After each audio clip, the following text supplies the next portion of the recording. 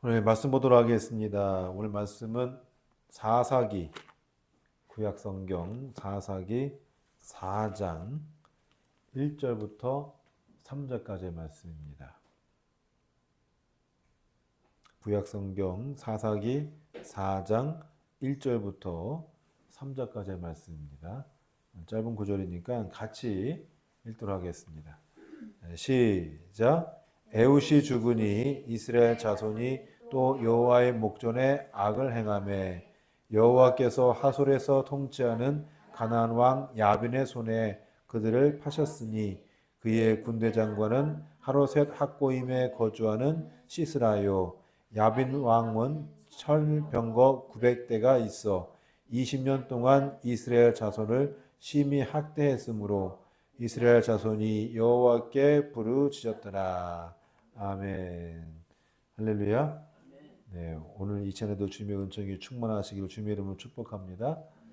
네, 함께 하겠습니다. 두 손 붙고 쥐고 떨면서 건너가 차지하자. 할렐루야. 네, 그래 은혜가 있으셔서 여러분의 삶의 그런 삶의 지경이 점점 넓어지시기를 주님의 이름으로 축복합니다. 우린 지난 시간에 사사 온니엘, 에훗 그리고 삼가를 살펴보았습니다.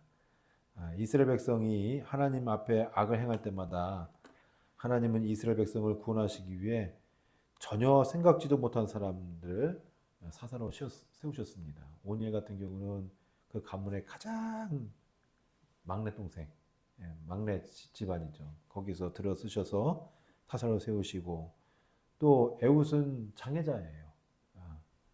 오른팔이 없는 못 쓰는 장애자. 이 장애자를 들어 쓰셔서 사사를 세우시고 삼갈은 외국인입니다. 외국인이 내국인을 구원하는 그런 일을 했고 그 하나님은 이스라엘을 구원하시기 위해서 당신이 택한 이스라엘을 구원하시기 위해서 내국인이든 외국인이든 또 장애자든 비장애자이든 큰 자든 작은 자이든 상관없이 당신께서 원하시는 사람을 쓰셔서 그 이스라엘을 구원한 것을 볼 수 있습니다. 이 정도면 하나님의 이스라엘 백성들을 얼마나 사랑하시는지 아시겠죠? 얼마나 사랑하시는지 아시겠죠? 그리고 우리를 비춰봐도 우리도 못났는데, 저도 설교 준비하면서 나도 못났는데, 근데 그런 나를 여기까지 살게 하시고 이끄시고 사랑하신 거 보면 참 감사하죠. 이게 주는 의미가 있더라고요. 또한 이스라엘에게 베푸신 은혜가 얼마나 큰지도 또 알 수 있고 또 우리 자신도 그렇습니다. 그래도 이스라엘 백성들은 그런 하나님의 사랑과 은혜를 자주 잊어버려서 깨닫지 못하였던 거예요. 자, 오늘 말씀 1절 한번 볼게요. 1절 읽어볼까요? 시작.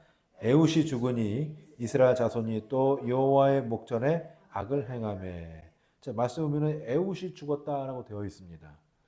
바로 직전에 삼갈이라는 사사가 나타났는데 왜 에웃이 나타났을까? 그렇죠? 삼갈 이전에 사사인 에웃이 죽었다고 왜 나왔을까?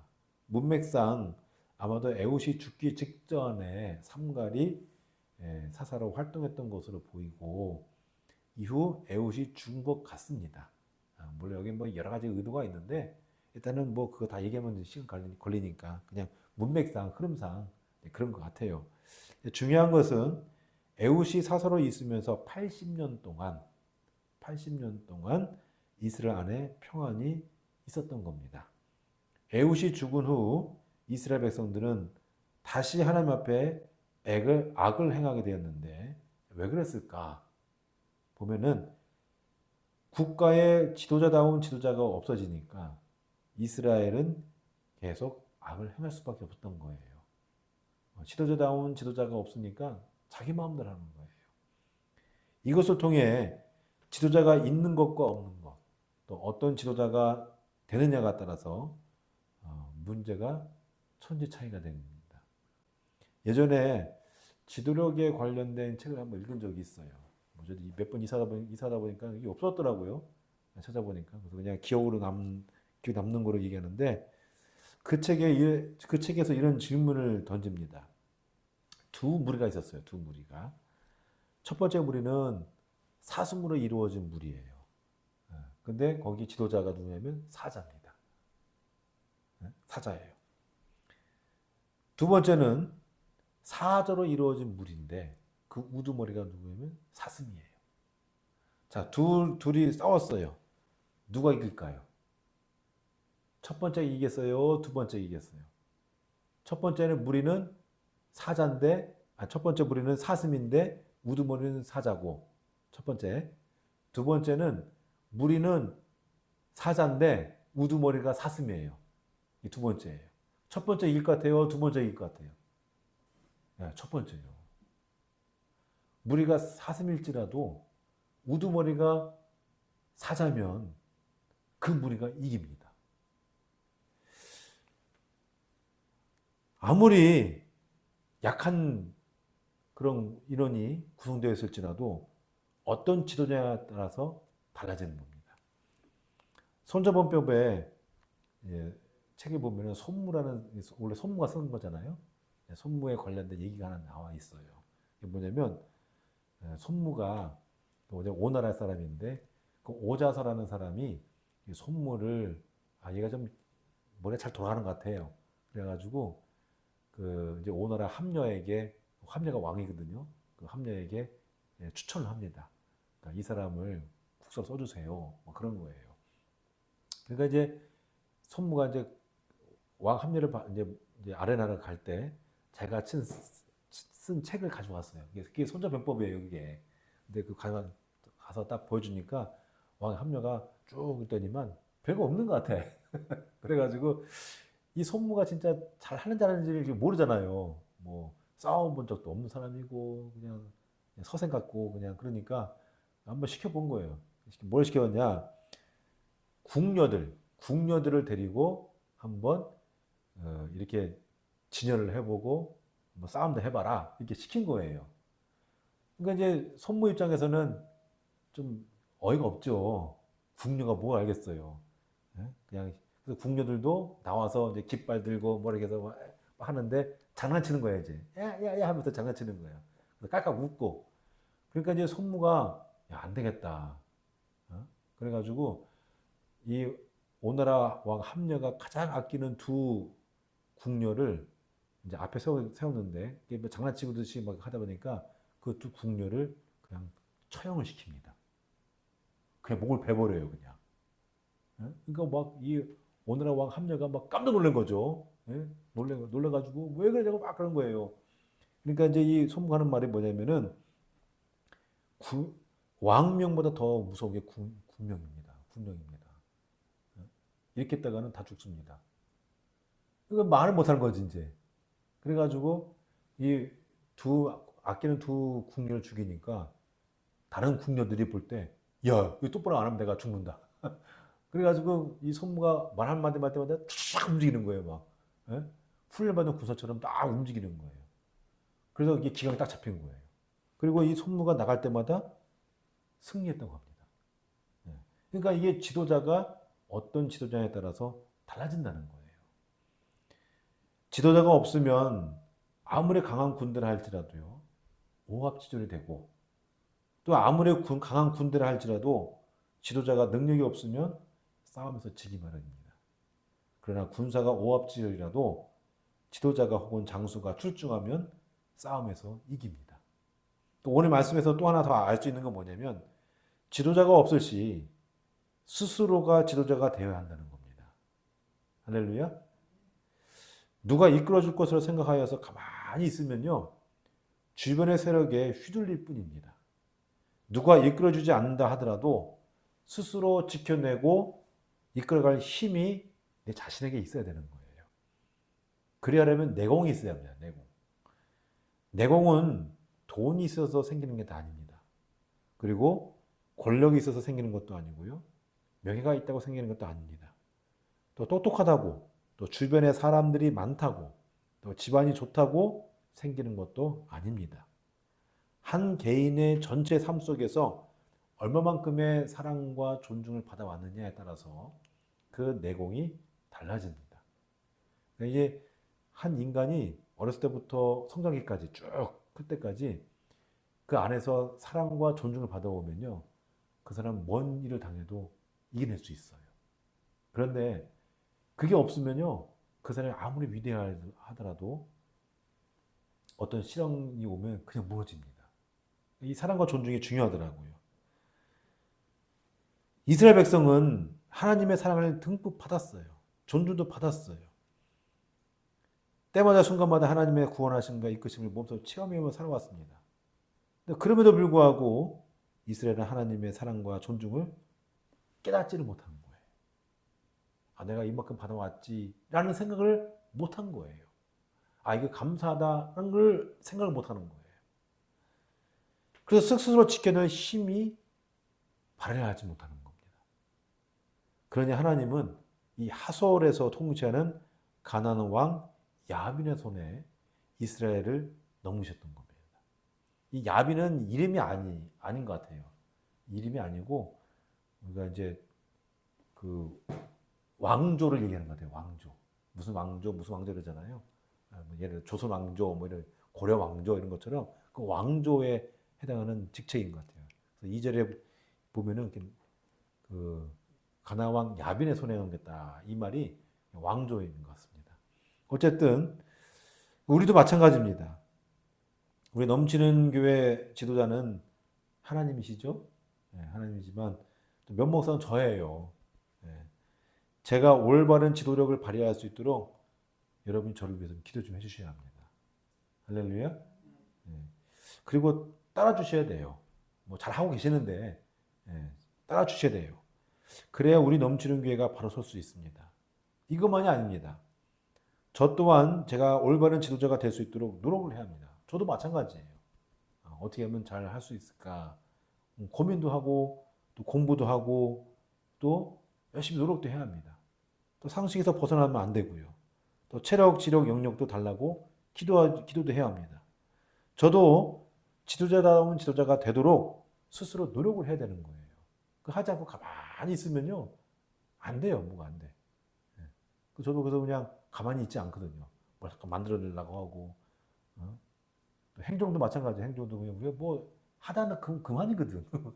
근데 저도 막 하려고 막 해요. 이렇게 뭐 만들어 놓고 막 그래요. 그냥 제 스스로도 놀지 않는 거예요. 그냥. 그 여러분도 마찬가지입니다. 여러분도 세상에서 하나님 나라를 이끌어갈 지도자이시기에 노력을 해야 합니다. 그래야 할 때 올바로 가정도 세워지고 교회도 세워지고 직장과 사업이 세워지고 또 거기서 인정도 받고 그리고 다른 사람들이 여러분들의 지도력을 인정하는 것이고 그 지도력으로 모든 사람이 평안해집니다. 할렐루야. 그래서 지금까지 사사들 보니까 온열도 그렇고 애굽도 그렇고 삼갈도 그렇고 다 사사가 지나서 얼마 동안 평안했더라. 그 말 다 나오죠. 예. 그러니까 지도자다운 지도자가 나오니까 평안이 있는 거예요. 지도자답지 않은 사람이 지도력을 피우면요, 싸움 나요. 싸움 나고 불편해지고 불평 나오고 어지러지고 그럽니다. 바라기는 여러분은 그 일 앞에 지도자가 되셔서 여러분이 하는 모든 일에 평안이 있으시기를 주님의 이름으로 축복합니다. 자, 그런데 이스라엘은 그렇지 못했어요.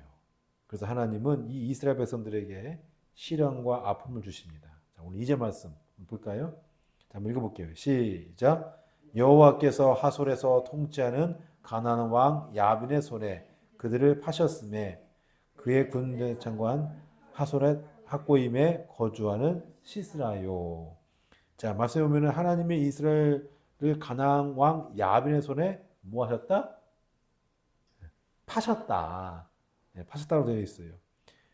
이건 매매했다는 뜻이죠. 네, 매매했다는 뜻입니다. 그러면 하나님과 이 야벤 왕 사이에 무슨 거래가 있었을까 생각할 수 있는데 그건 아니고 경제 활동에서 활동에서 쓰는 그 용어를 차용해서 이제 쓴 거예요. 이게 뭐냐면은 다른 사람의 지배하에 내어 주었다라는 얘기입니다.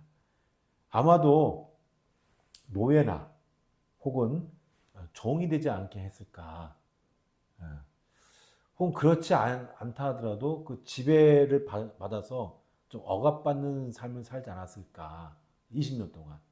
마치 우리나라가 일제강점기 때 아무도 못한 것처럼 그렇게 살지 않았을까 그렇게 추측이 됩니다. 어쨌든 이스라엘 백성은 이 가나안 왕 야빈의 압제를 받습니다. 그래서 곧 여호와께서 가나안 왕 야빈에게 죗값으로 이 이스라엘 백성을 팔아넘겼던 겁니다.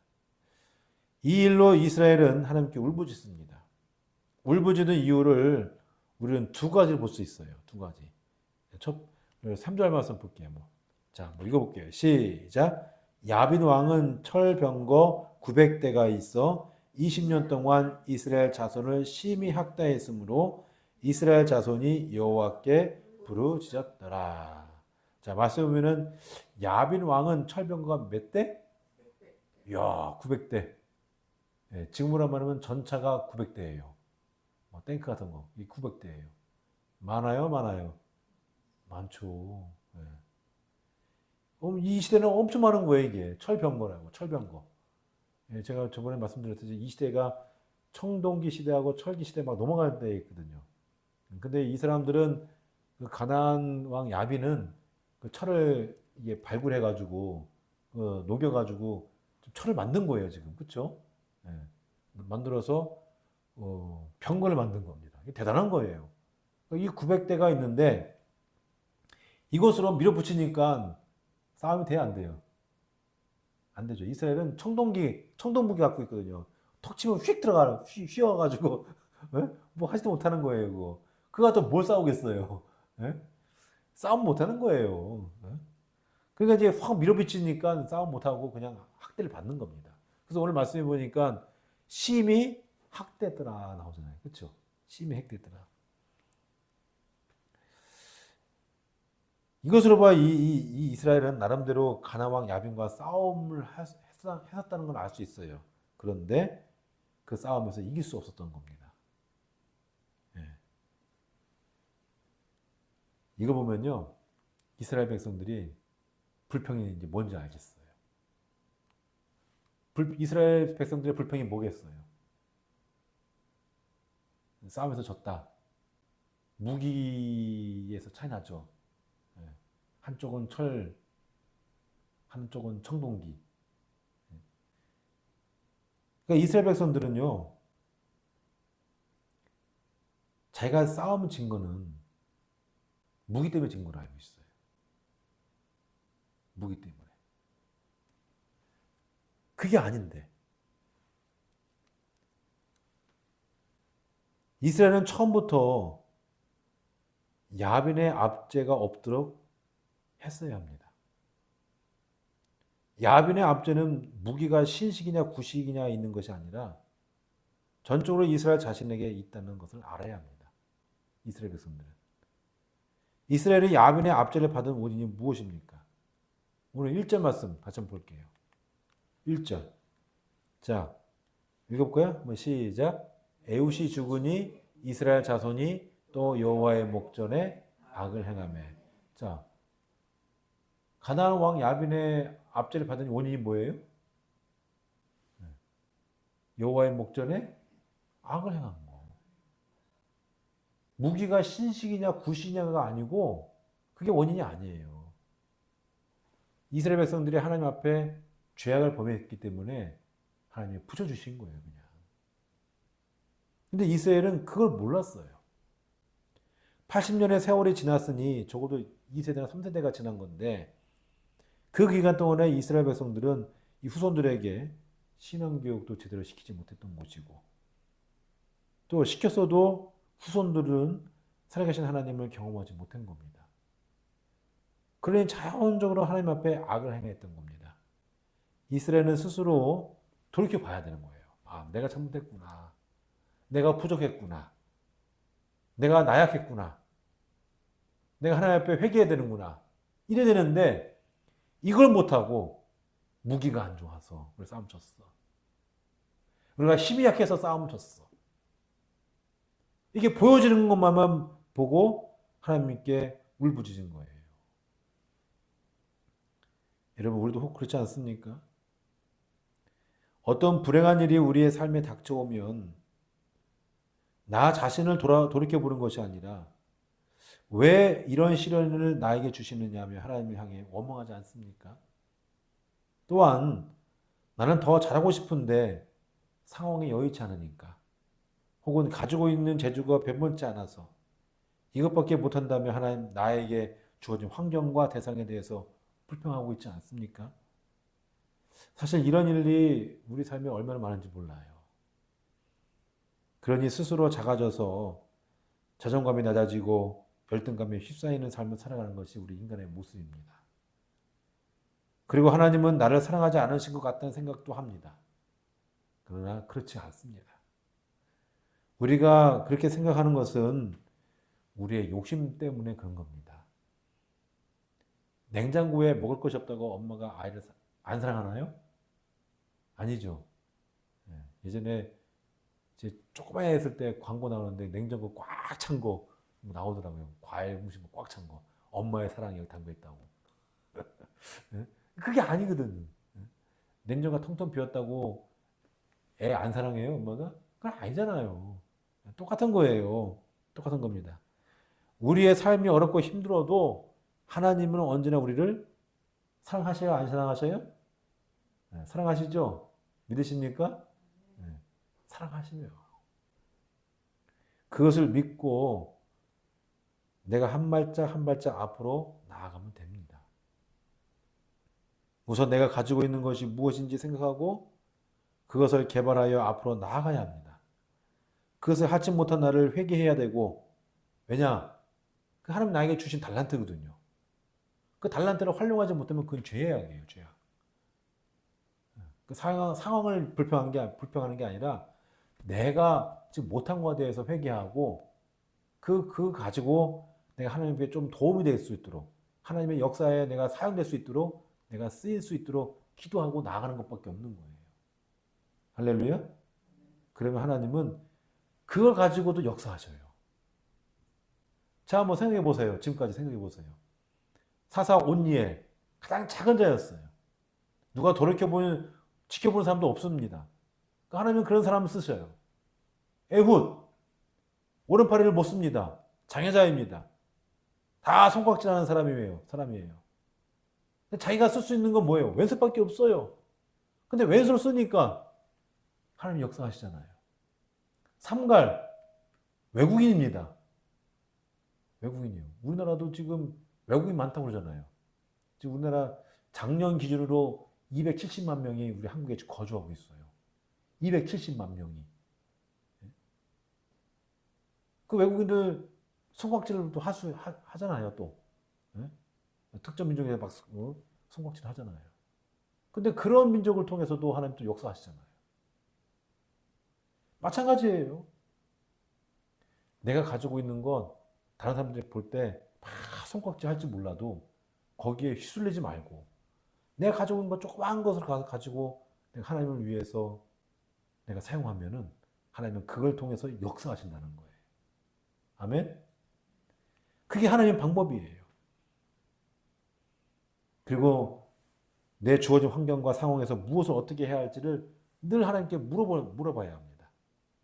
그럼 하나님은 나도 모르게 지혜와 영역을 주시는 거예요. 그래서 요한복음 14장 26절 보면은 예수님께서 말씀하셔요. 보혜사 곧 아버지께서 내 이름으로 보내실 성령, 그가 너에게 모든 것을 가르치고 내가 너에게 말한 모든 것을 생각나게 하시리라. 할렐루야. 우리가 끊임없이 기도하고 간구하면 하나님은 나에게 버뜩 생각나게 하는 지혜도 주시는 거예요. 그걸 하게 하시고 그러다 보니까 거기서 역사하게 만드시고. 사랑하는 성도 여러분, 바라기는 여러분이 맞닥뜨린 환경과 상황에 의해서 하나님께 불평하지 마시고 지혜의 근원이신 하나님께 물어서 지혜를 얻으시기를 바랍니다. 성경은 지혜를 구하는 자에게 후히 주시고 꾸짖지 아니하신다고 말씀하셨습니다. 오직 믿음으로 구하시고 의심치 말고 항상 앞으로 나아가는 여러분 되시기 바랍니다. 그러면 하나님은 저와 여러분을 통해 세상이 놀랄 기적의 역사를 일으키시고 그 기적의 주인공이 되게 하십니다. 바라기는 저와 여러분들의 그런 은혜가 있으시기를 주님의 이름으로 축복합니다. 말씀 맺고자 합니다. 오늘 우리가 함께 본 말씀은 두 가지를 얘기해 줍니다. 두 가지. 첫째로 하나님이 쓰시는 지도자가 되어야 한다는 겁니다. 가정에서 또 교회에서 직장과 사업에서 그리고 더 나아가서 세상에서 꼭 필요한 지도자가 되어야 합니다. 지도자가 없거나 변변치 못하면 모든 것이 엉망이 됩니다. 그러면 타인에게 휘둘리게 되고 빼앗기게 되고 압제를 받게 됩니다. 그러나 제대로 정신이 바뀐 하나님이 쓰시는 지도자가 되면 차지하고 누리는 그런 복을 얻게 됩니다. 그런 은혜가 있으시길 주님으로 축복합니다. 둘째로는 뭐냐면 현재 처해 있는 환경과 상황을 보지 말고 하나님이 나에게 주신 달란트가 무엇인지를 발견하여서 매 순간 하나님께 물으며 앞으로 나아가야 합니다. 그러면 불평과 불만이 사라지고 희망과 열정과 도전과 또 건너가 차지하는 은혜가 주어집니다. 또 감사가 주어집니다. 성공은 환경이 아닙니다. 환경이 아니에요. 만약에 환경 좋은 사람이 성공했다면 다 성공한 사람 다 환경 좋아해야죠. 근데 그렇지 않잖아요. 다 성공한 사람 보면은 아무도 없는 사람들이 다 성공하더라고요. 성공은 하나님과의 올바른 관계에서 출발합니다. 바라기는 그리하셔서 건너가 차지하는 은혜, 기적의 주인공이 되는 여러분 되시기를 주님으로 축복합니다.